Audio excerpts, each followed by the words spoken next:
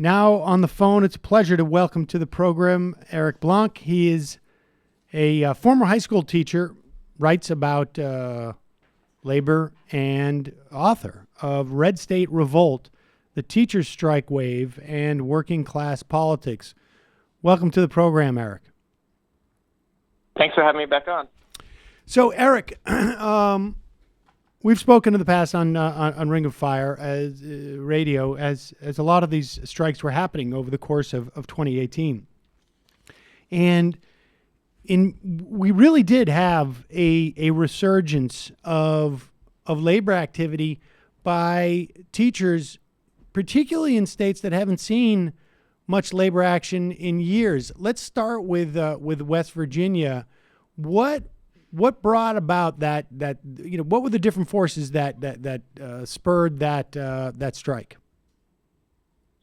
Well, in some ways, the big story is how similar the conditions are for teachers across the country. So in West Virginia, like in most states, pay has been stagnating. There's been a real concerted underfunding of schools, particularly since the Great Recession, a push towards privatization, and generally speaking, there hasn't been the type of mass resistance until very recently, despite these conditions. And so really one of the particularities of West Virginia is that, in part because there's no collective bargaining and the unions are relatively weaker, that created a bit of a political vacuum in which a relatively small group of radical teachers who first got organized together through the Bernie Sanders campaign and then the Democratic Socialists of America group that came out of that, they were able to take the lead in late 2017 to fight in the direction of a strike to stop a proposed increase of almost 2 times the cost for healthcare. And so they really initiated this rank and file upsurge that then in turn spread across the country. So the I guess the paradox here is that the lack of an institution allowed for more aggressive elements, I guess, amongst the teachers to step in, like is what you're saying. And let me ask you this: how much, before we go, any further with talking about the dynamics of these strikes, how much did No Child Left Behind and Race to the Top impact this? Because I just remember talking to elementary school teachers of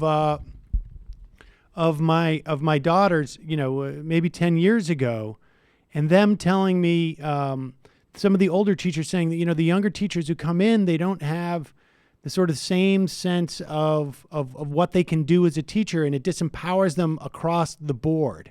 But was there any, was the so-called education reform movement of the late aughts, or the aughts and the early teens, was that implicated at all in any of this?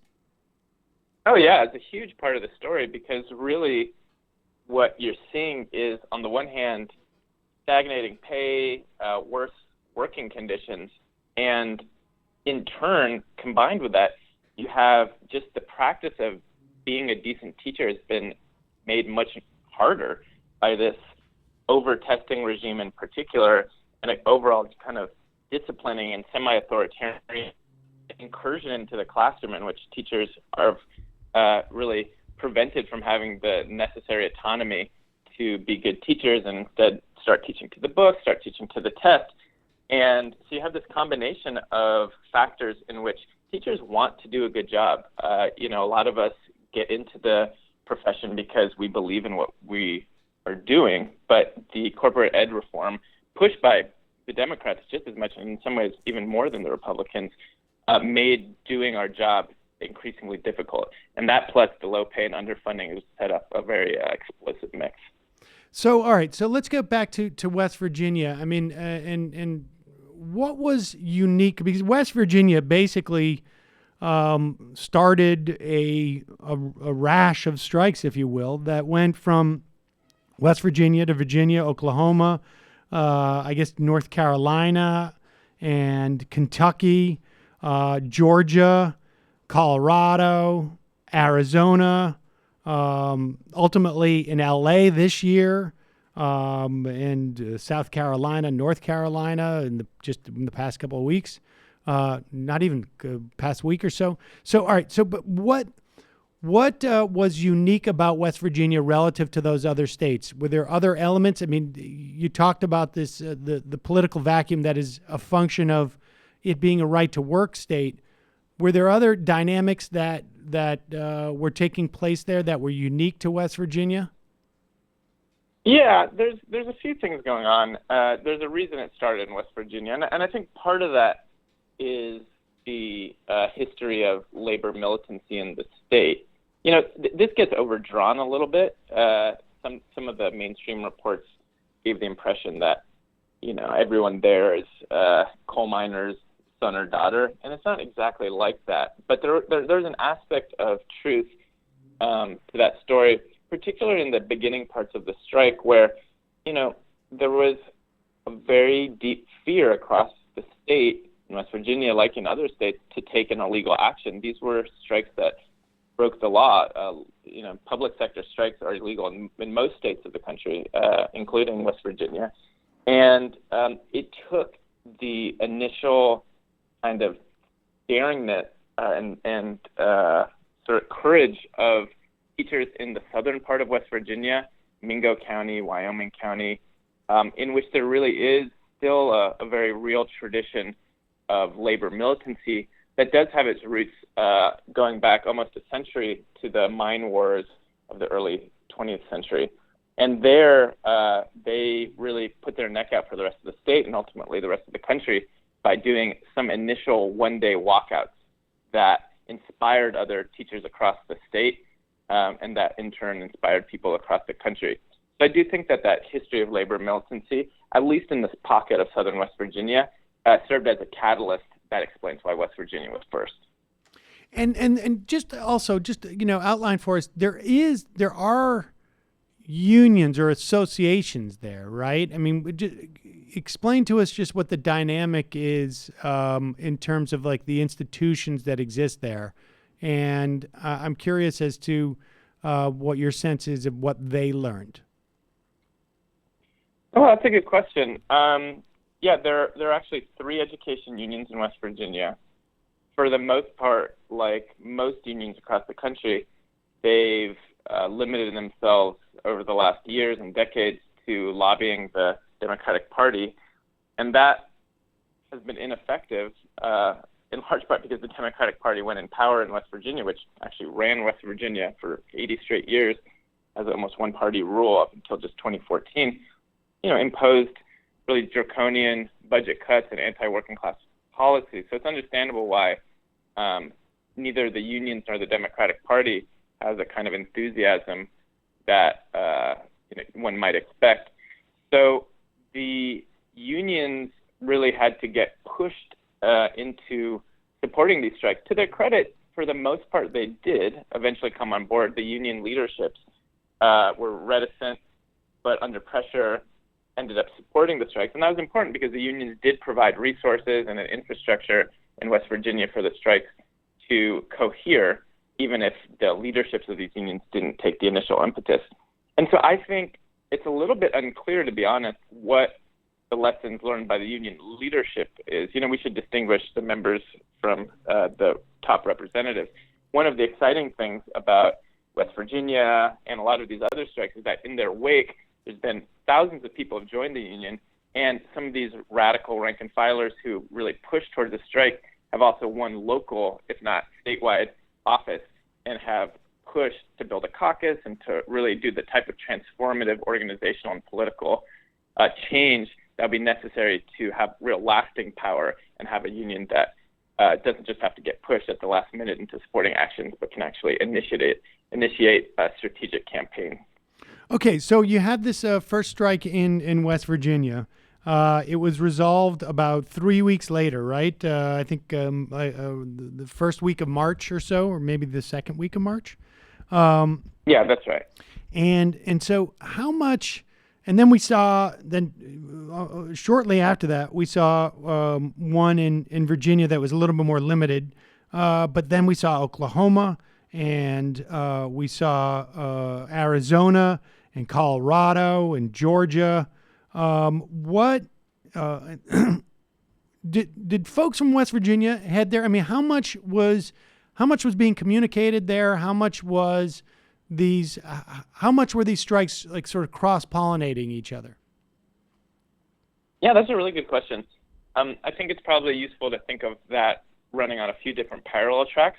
The big story is that when West Virginia happened, it captured the imagination of teachers across the country. It partly because it was such a explosive and really inspirational strike. It did garner a lot of attention, both more organically through social media and also through the national press.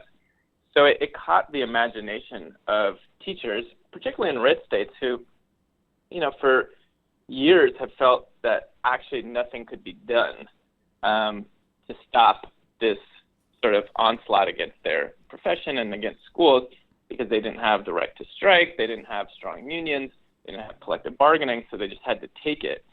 And all of a sudden, almost virtually overnight, West Virginia snapped that and gave people a sense of hope and courage and determination. And one of the really interesting things when I did interviews for the book and also just traveling around is over and over and over again, I would hear the same story from the organizers of these strikes in other states, that they said, for us, things were actually really kind of dead. There was very low momentum until West Virginia, and then West Virginia lit a fire in our state and gave us a sense that something different was possible. So that's on the big level. And then there was some discussion in between some of the key organizers about strategies and tactics. Labor Notes, which is sort of the left wing of the labor movement, provided an important space for that to happen, where organically some of the rank and file teachers could trade lessons, could talk about steps, could organize solidarity for one another. One of the really exciting kind of remarkable aspects of these strikes was how much the role of solidarity, and particularly things like sending money for food and pizza, or just taking photos of oneself in your school and support of strikers elsewhere. It was a really central aspect of the strikes, in part because the major national unions, at least in 2018, did not really step up to support the strikes like they should have. They've done a little bit better now. But at the time, it really had to be much more organic over social media and these relatively loose networks to support the other teachers going out on strike. So you have a broad process of inspiration and then some cross-pollination strategically through key organizers. Interesting. So in many respects, West Virginia ended up being sort of the emperor has no clothes moment for other strikers or potential strikers, I guess, to realize the power they had within their labor. So talk to me about the relationship between the strikers and the community at large, because this is something that, I think we saw first with the Chicago teachers strike.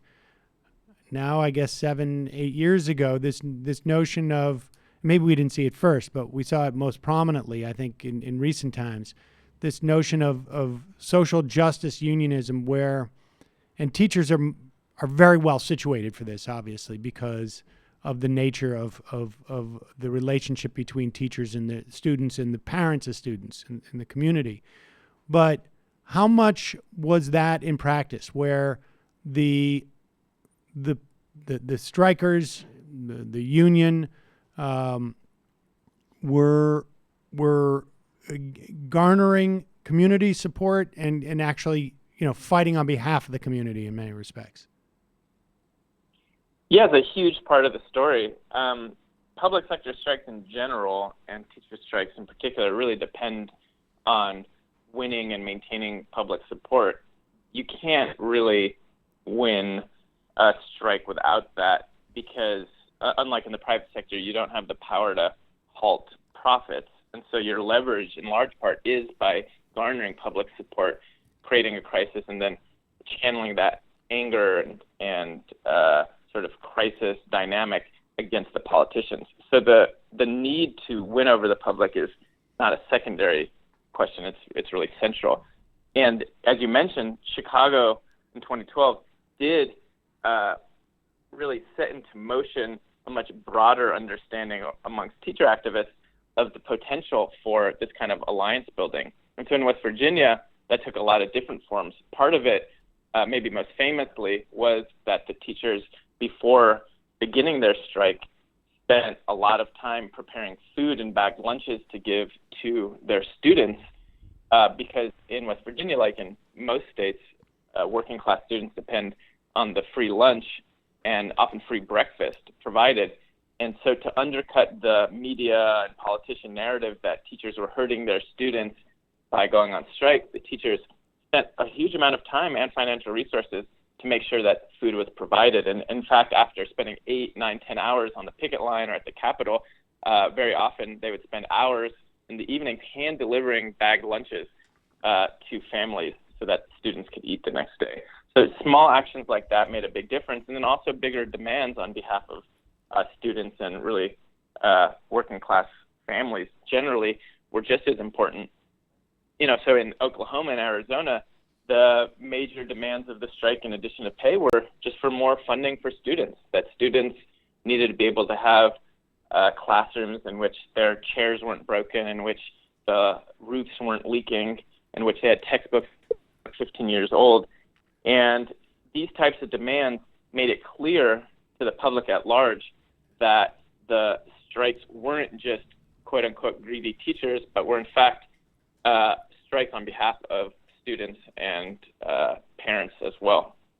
So what that particular element, and I'm curious as to, you know, if there's any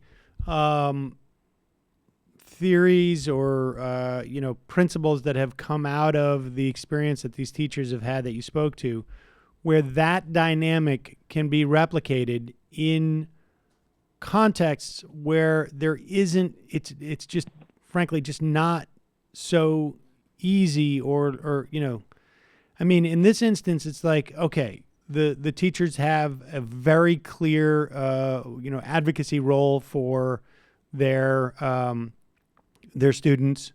They have already pre-existing relationships with and benefit of the doubt from parents, right, who deal with them on a daily basis, very often want to talk to them anyways. How are those that element, right, extrapolated for, let's say, like people who are working in sanitation departments or people who are working, you know, in the highway workers or whatever it is? Like how is there been work on, as far as you know, not just, you know, this cross-pollination in terms of teacher to teacher from state to state, but teachers to other public sector workers who have, you know, communicating those ideas? Yeah, there's definitely initiatives in that direction.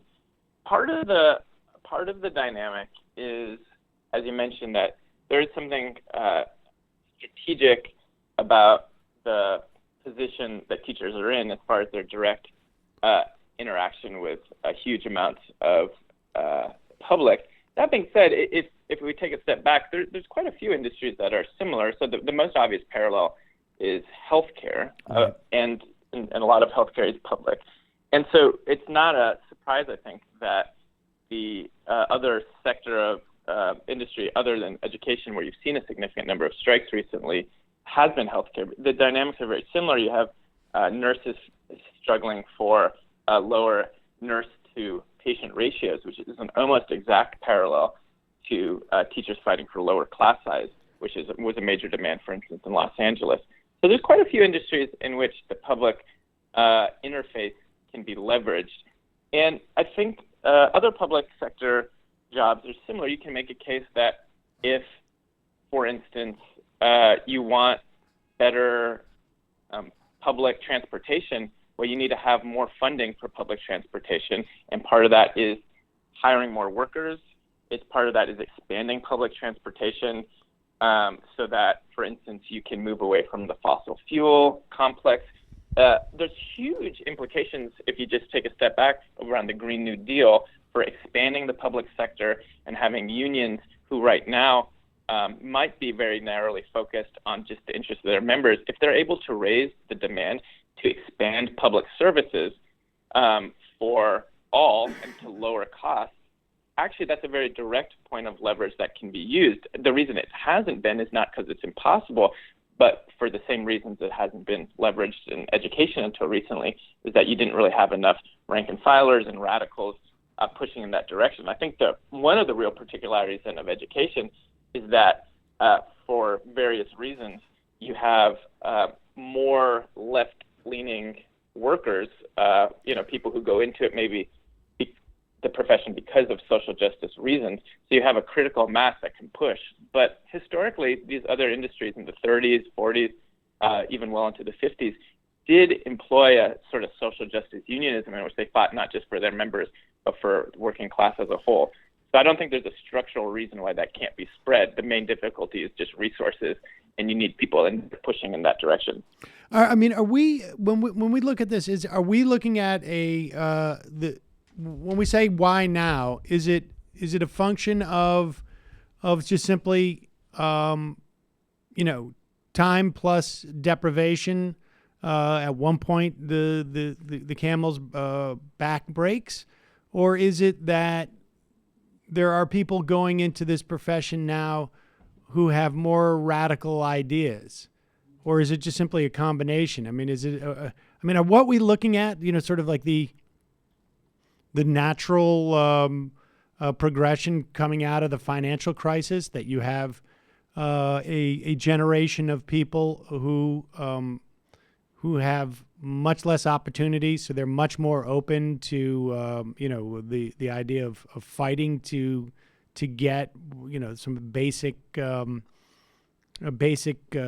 pay and services, and they go into the teacher's profession, and this is a profession that has been repeatedly denied over years. I mean, is it a combination of those things, or is there one factor more prominent than the other?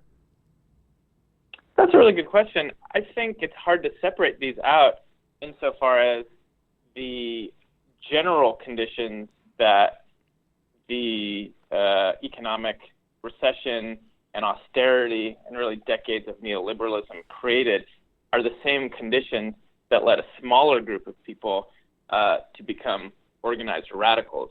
And so the way that context plays out is different for, let's say, a Republican voting teacher who went out on strike. They're ideologically not as committed to some sort of social justice strategy, but in practice are moving in the same direction and are willing to fight back. And then those same conditions certainly inform the trajectory of a smaller group of folks who radicalized through the Bernie Sanders campaign and then took the initiative on these strikes. So, taking a step back, what I see as the really unique thing about the strike wave is how reflective it is of broader social dynamics in the country. And it's one of the reasons why it doesn't feel, and there's no indication that this is a one-off, because as you mentioned, it's a reaction against not just this or that policy, but really a generalized underfunding of the public sector. And I think in some ways it's reflective of a disenchantment with the political center and the status quo in the United States as a whole. So the same type of phenomena that you see with the rise of Bernie Sanders, the rebirth of a socialist movement through the kind of reborn democratic socialists of America and the strike wave, all of these both feed off of each other in very concrete ways and are reflective of a generalized push in the direction of more radical, more working class politics. So give us a sense of just, how these strikes turned out. I mean, we're talking about West Virginia, Oklahoma, Kentucky, and Georgia, Colorado, Arizona, North Carolina, L.A. There was a strike at the beginning of this year.